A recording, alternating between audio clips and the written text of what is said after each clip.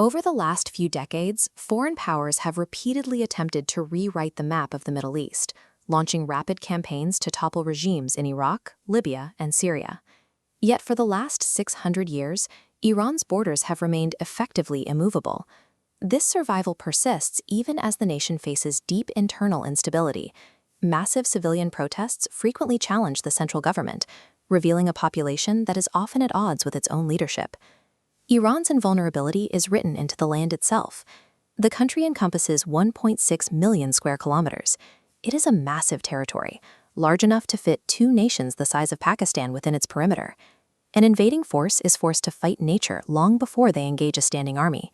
To reach the capital, a foreign power must breach three distinct, impenetrable geographic layers.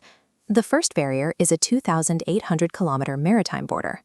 Along the Persian Gulf and the Caspian Sea, rugged mountain ranges run directly into the water, creating a jagged coastline rather than accessible beaches. This terrain allows the military to hide missile batteries in deep caves and blind spots that remain completely invisible to satellite or drone surveillance. The most strategic point is the Strait of Hormuz.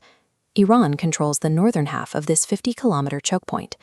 Its V-shaped coast provides a tactical advantage over Oman. This supports an explicit threat. If invaded, Iran can instantly close the strait to all traffic. The global economy relies on this gap for 20% of the world's oil and 90% of Qatar's LNG, a supercooled gas used globally. Severing this artery would instantly subtract $6 trillion from the economy, triggering financial collapse. Breaching the coast is not just a military maneuver, it is a guaranteed trigger for worldwide economic ruin. Moving past the coast leads directly into the second layer, the mountains. The Zagros Range guards the south and west, while the Alborz Mountains form a wall in the north. Where the mountains break, nature provides a moat. The junction of the Tigris and Euphrates rivers creates vast, impassable marshlands that block heavy armor and troop transports. These mountains also create a paradox for Iran's own military. The same peaks that stop invaders effectively trap Iran's conventional army, making it nearly impossible to march large forces westward. To bypass these physical walls, Iran relies on a network of proxy groups to project power across the region. Geography dictates the country's entire foreign policy. Because its physical borders are designed for defense, Iran must exert influence through external partners rather than direct conquest. Beyond the mountains lies the third layer, a vast interior containing the Dasht-e-Kavir and Dasht-e-Lut deserts. These expanses are so desolate that most of the population is forced to live in the surrounding highlands. This creates strategic depth.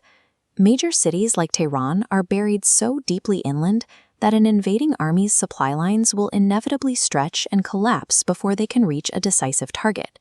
Saddam Hussein tested this system in 1980 when he launched a full-scale invasion of Iran.